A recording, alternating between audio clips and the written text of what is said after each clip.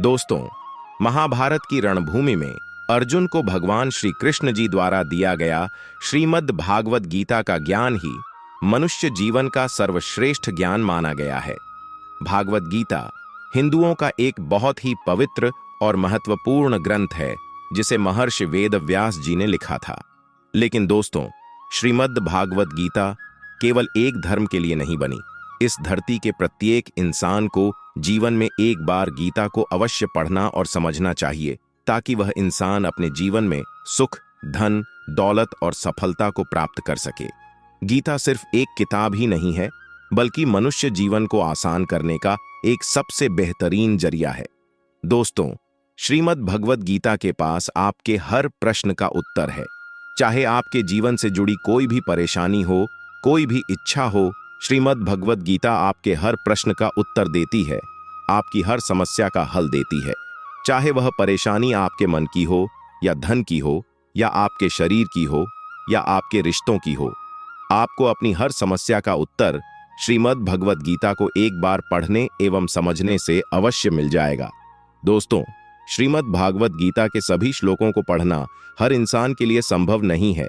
इसीलिए आज की इस खास वीडियो में हम आपके लिए श्रीमद् भागवत गीता के ऐसे 11 बहुत ही अनमोल उपदेशों को बहुत ही सरल शब्दों में बताने का प्रयास करेंगे, जो आपकी जिंदगी को बहुत ही आसान कर देंगे और पूरी तरह बदल देंगे।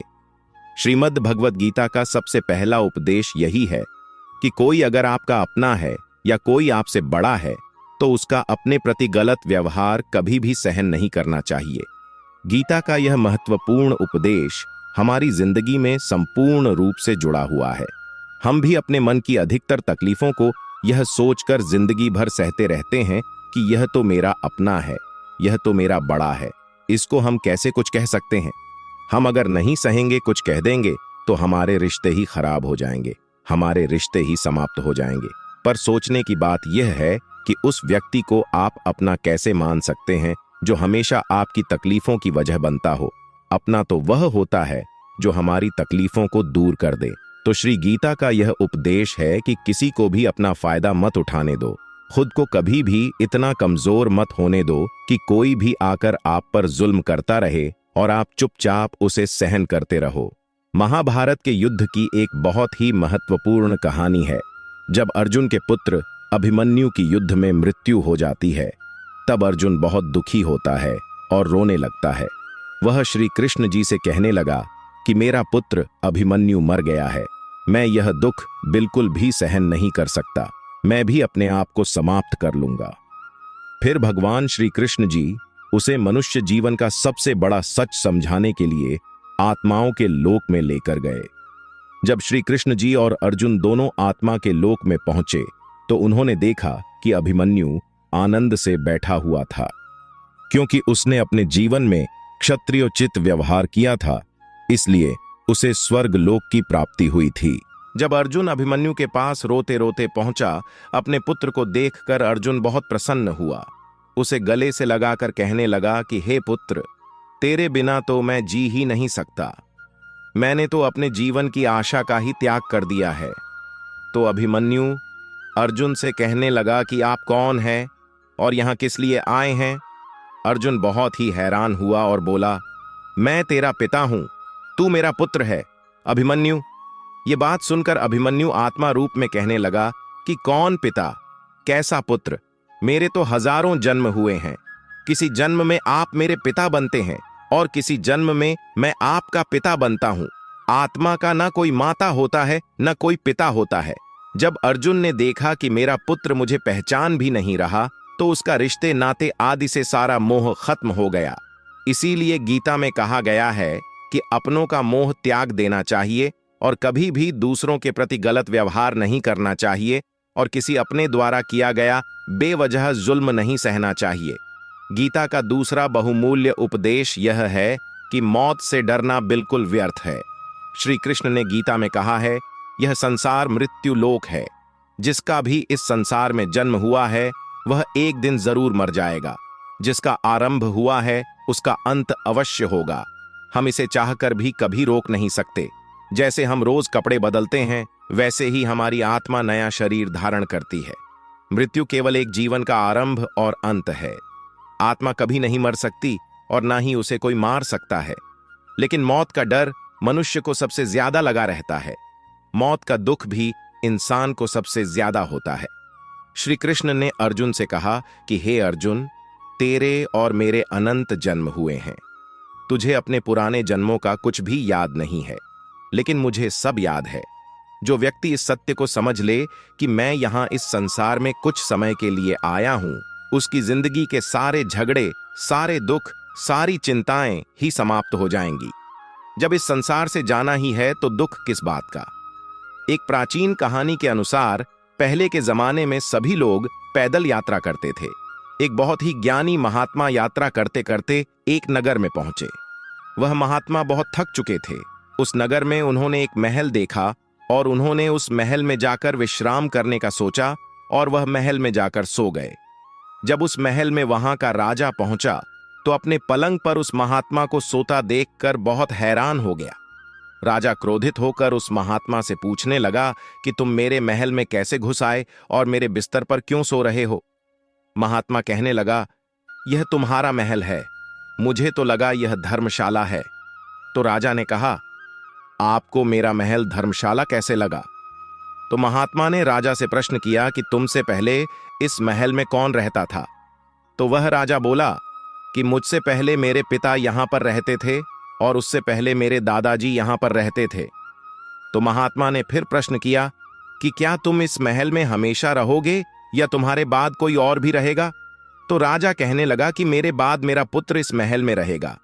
तो महात्मा राजा से कहने लगे कि जिस जगह पर रहने वाले बार बार बदल जाते हो उसे घर कैसे कह सकते हो, वह तो धर्मशाला ही है। इसीलिए तेरे महल को धर्मशाला समझकर मैं इसमें रात बिताने के लिए आ गया। धर्मशाला जान जग को जीव सब मेहमान है, मोह किससे मत करो, सब स्वप्न का सामान है। यदि हम भी इस बात को समझ लें कि हम यहाँ कुछ समय के लिए आए हैं, आनंद करने के लिए आए हैं, खुश रहने के लिए आए हैं, तो हमारे सारे दुख ही समाप्त हो जाएं। जब हम अपना मोह यहाँ जमा लेते हैं, अपना दावा यहाँ जमा लेते हैं कि यह मेरा है, इसे मैं छोड़ नहीं सकता, इसके बिना मैं जी नहीं सकता, तो हमारा जीवन दुखों से भर जाता है। इसलिए जीवन में मृत्यु का भय त्याग करके जीवन का हर पल खुशी में बिताना चाहिए और जीवन का आनंद लेना चाहिए। गीता का तीसरा उपदेश यह है कि जो कोई भी मनुष्य इस सांसारिक जीवन को छोड़कर चला गया है, उसका कभी भी दुख मत करो और जो आने वाला है उसकी बिल्कुल भी चिंता मत करो। जब महाभारत का युद्ध चल रहा था, तब अर्जुन ने श्री कृष्ण जी से कहा कि अगर यह युद्ध हुआ तो करोड़ों लोग मारे जाएंगे।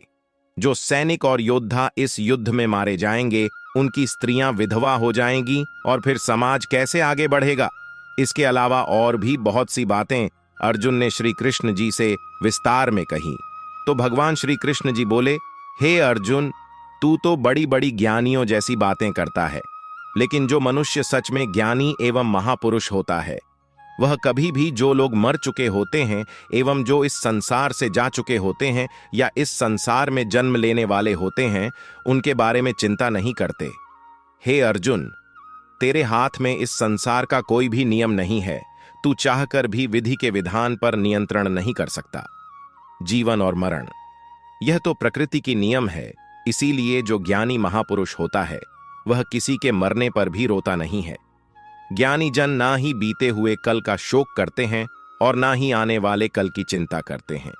इसीलिए जो होने वाला है वह होकर ही रहता है और जो नहीं होने वाला है वह कभी नहीं होगा। प्रभु का यह नियम जिसको समझ में आ जाता है, जिसकी बुद्धि में आ जाता है, उसे कभी कोई चिंता नहीं सताती, उस व्यक्ति को जीवन में कोई दुख नहीं सताता। हमारे सारे दुखों का कारण ही यही है, या तो हम जो वक्त गुजर चुका है उसे सोच सोच कर परेशान होते रहते हैं, या भविष्य की चिंता कर करके खुद को बीमार कर देते हैं, नष्ट कर देते हैं।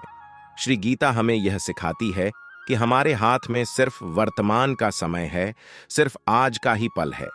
हम समय के एक एक पल को बहुमूल्य सोना बना सकते हैं, लेकिन हमें यह लगता है कि हमारे पास बहुत समय बचा है, हम एक दिन जिंदगी को जी लेंगे, एक दिन जिंदगी में खुश हो जाएंगे। लेकिन वह दिन कभी नहीं आता और हम जिंदगी भर भागते रहते हैं, चिंता करते रहते हैं, दुखी होते रहते हैं, लेकिन जिंदगी को जीना, खुश रहना हम भूल जाते हैं। इसलिए गीता का ज्ञान हमें यह सिखाता है कि आप आज में जीना सीखो, इस पल में जीना सीखो। गीता का चौथा उपदेश है कि मन और विचारों को नियंत्रण में किए बिना जीवन में कभी शांति और सुकून नहीं मिल सकता। अर्जुन ने श्री कृष्ण जी से कहा कि मेरा मन सही गलत सब कुछ जानता है, फिर भी मेरे विचार और मेरा मन मुझसे नियंत्रित नहीं होता। मैं जो करना चाहता हूं वह कर नहीं पाता हूं, और जो नहीं करना चाहता हूं वह मेरा मन मुझसे जबरदस्ती करवाता है। इसीलिए मैं बेचैन हो गया हूं, मुझे शांति प्राप्त नहीं हो रही है। तो श्री कृष्ण जी ने अर्जुन से कहा, उसके लिए तुझे अपने मन और विचारों से अलग होकर अपने मन और विचारों को सही दिशा में ले जाने का अभ्यास करना होगा, और यह एक दिन का काम नहीं है। जब तक तू अपने मन और विचारों की गुलामी का त्याग नहीं करता, तब तक तुझे जीवन में कभी शांति नहीं मिलेगी। श्री कृष्ण जी ने अर्जुन को एक बहुत ही बेहतरीन और अद्भुत कहानी सुनाते हुए कहा कि एक बहुत ही विशाल नगर में एक राजा का राज्य था। राजा बहुत बेचैन और परेशान रहता था। एक दिन वह अपने गुरुजी के पास गया और उनसे कहने लगा कि मेरा मन बहुत बेचैन रहता है, मैं बहुत परेशान हूं, मैंने पूरे संसार को जीत लिया है, सब कुछ मेरे पास है, लेकिन फिर भी मैं खुश नहीं हूं, मेरे मन में सुकून, शांति नहीं है। तो गुरुजी ने राजा से कहा कि तुम्हारे नगर में अगर कोई ऐसा व्यक्ति है जिसने सुकून को प्राप्त कर लिया है, शांति को प्राप्त कर लिया है, तुम उसका एक बार कुर्ता पहन लो तो तुम्हारे जीवन में भी शांति आ जाएगी। राजा अपने गुरुजी की बात सुनकर बहुत ही खुश हुआ और कहने लगा, यह तो बहुत आसान काम है। वह अपने राजमहल में आया और राजसभा में वह सबसे कहने लगा कि आप लोगों में से जो भी शांत हो चुका हो, जिसे सुकून मिल गया हो, वह अपना कुर्ता मुझे दे दे। वो बदले में जितना भी धन मांगेगा मैं उसे दे दूंगा। सब लोग एक दूसरे का मुंह देखने लगे। सबके मन में पैसों का लालच भी आया, लेकिन सबको एक दूसरे की सच्चाई पता थी, क्योंकि किसी की जिंदगी में भी शांति और सुकून नहीं था। सब अपना सर झुकाकर वहां पर खड़े हो गए। फिर उस राजा ने पूरे नगर में ढिंढोरा कर दिया कि जिसे भी शांति प्राप्त हो चुकी हो, सुकून प्राप्त हो चुका हो, वो मेरे पास आकर अपना कुर्ता दे दें। वो जितना कहेगा उसे उतना ही धन दिया जाएगा, लेकिन एक भी व्यक्ति ऐसा नहीं मिला जिसे अपने मनुष्य जीवन में शांति प्राप्त हो चुकी हो। वास्तविकता में जब कोई मरता है तब हम कहते हैं कि वो व्यक्ति आज शांत हो गया। कभी किसी जिंदा इंसान के लिए नहीं सुना कि एक जीता जागता इंसान शांत हो गया है। राजा के सैनिक किसी शांत व्यक्ति को पूरे शहर में ढूंढते रहे। फिर उन्हें पेड़ के नीचे एक महात्मा तपस्या करता दिखा, जिसके चेहरे पर एक शांति थी, सुकून था। वो सैनिक उस महात्मा के पास आकर पूछने लगे कि क्या आपने शांति प्राप्त कर ली है, सुकून प्राप्त कर लिया है? महात्मा ने कहा, मैं अपने इस जीवन में पूरी तरह से शांत हूं। तो सैनिक उसे राजा के पास ले आए।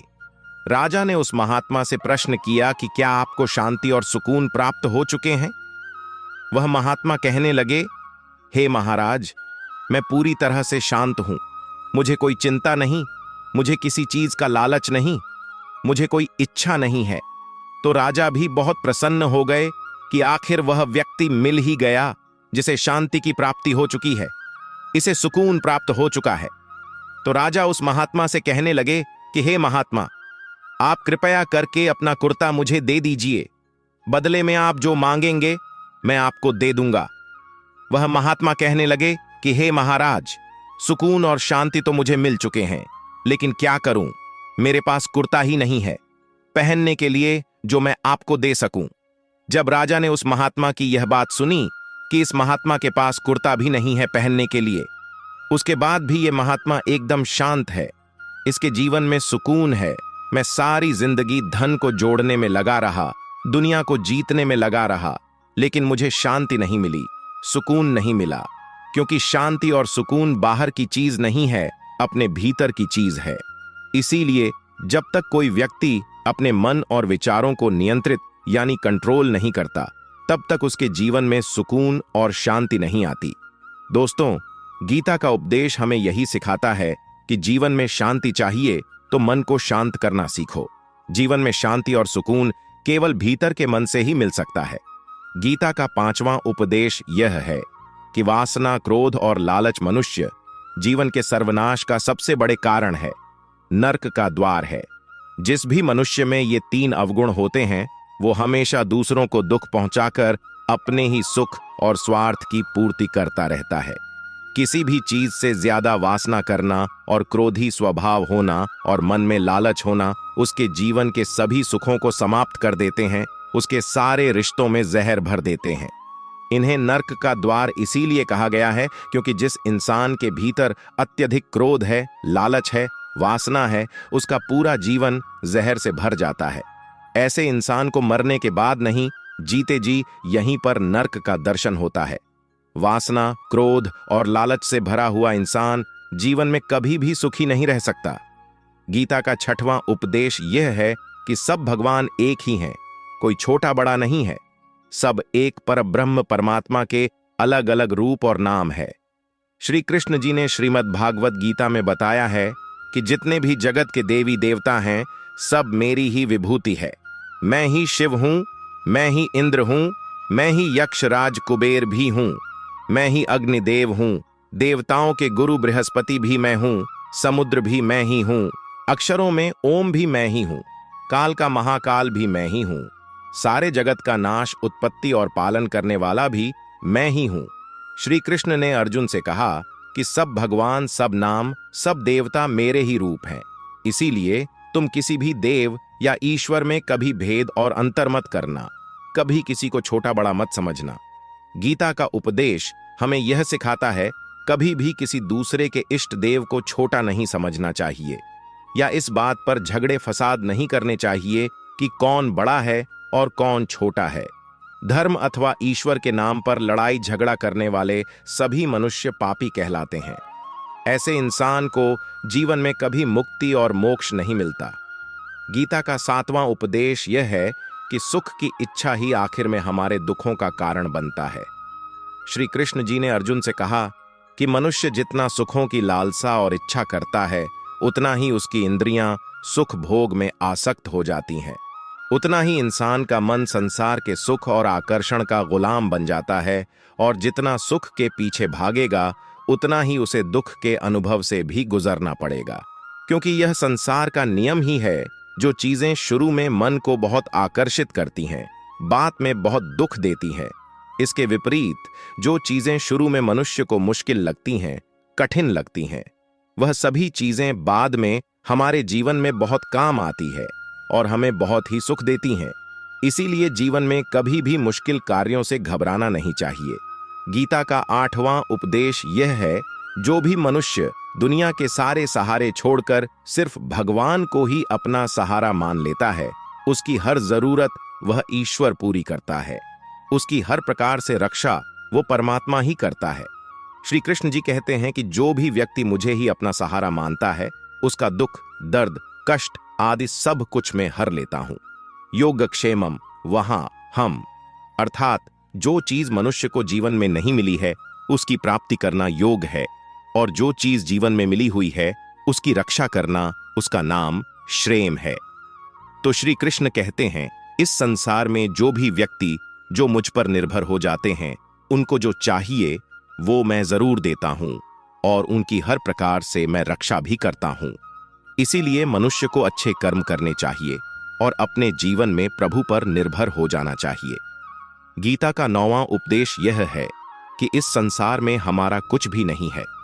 श्रीमद् भागवत गीता के सार में आपने कई बार सुना होगा कि तुम्हारा क्या गया जो तुम रोते हो, तुम क्या लाए थे जो तुमने खो दिया, तुमने क्या पैदा किया जो नष्ट हो गया, तुमने जो लिया यहीं से लिया, जो कुछ भी दिया यहीं पर दिया, जो आज तुम्हारा है कल किसी और का होगा, क्योंकि परिवर्तन इस संसार का नियम है।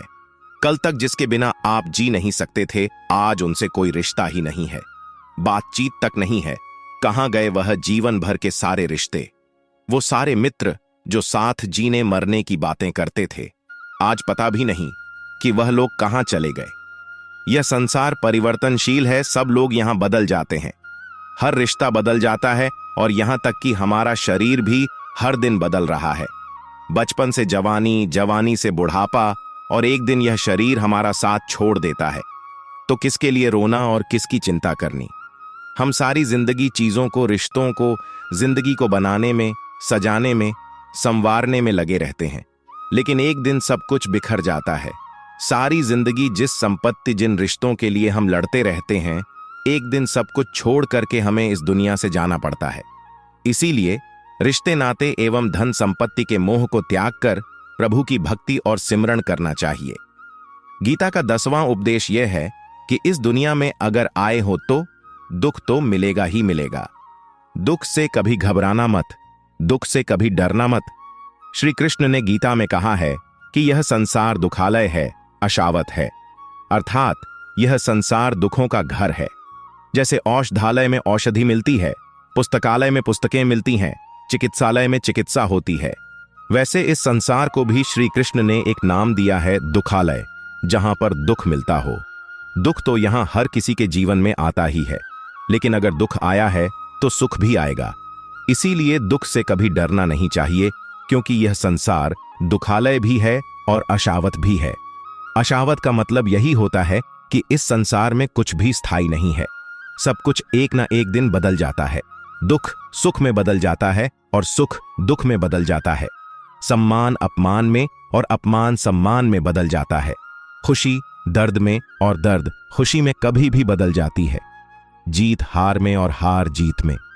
यहां कभी भी कुछ भी बदल सकता है। इस संसार में, इस जीवन में कुछ भी स्थायी रूप से नहीं है। ना ही हम स्थायी हैं, ना ही हमसे जुड़ी कोई चीज यहां पर स्थायी रूप से है। यहां सब कुछ बदलने वाला है, इसलिए दुख से कभी भी डरना और घबराना नहीं चाहिए। गीता का 11वां उपदेश हमें यह सिखाता है कि किसी से भी हद से ज्यादा मोह कभी मत करना। श्री कृष्ण जी ने गीता का पूरा ज्ञान ही अर्जुन के मोह को नष्ट करने के लिए दिया है। यह मोह ही है जो इंसान को सबसे ज्यादा रुलाता है। वह इतना बलवान है कि शेर जैसे इंसान को भी गीदड़ बना देता है। जो अर्जुन युद्ध में देवताओं से भी जीत गया, पर अपने रिश्तेदारों को युद्ध में देखकर उसका हाथ कांपने लगा। वह बोला, हे प्रभु, मेरे हाथ में धनुष पकड़ने की ताकत भी नहीं बची है, मेरे हाथ कांप रहे हैं, मैं युद्ध नहीं कर पाऊंगा। ये मोह इतना दर्दनाक होता है जिसकी पीड़ा ना सह पाने के कारण कई लोग अपनी जिंदगी खत्म कर देते हैं, आत्महत्या तक कर लेते हैं। जीवन में किसी से भी हद से ज्यादा मोह करोगे तो जीवन भर पीड़ा, दुख और कष्ट का ही सामना करना पड़ेगा। जो व्यक्ति अपने मोह से बाहर नहीं आता, उसका सब कुछ उससे छिन जाता है, उसकी सारी खुशी खत्म हो जाती है। इसीलिए श्री गीता का ज्ञान यही सिखाता है कि अपने मन के मोह को त्याग करके आप बलवान बनो, बुद्धिमान बनो।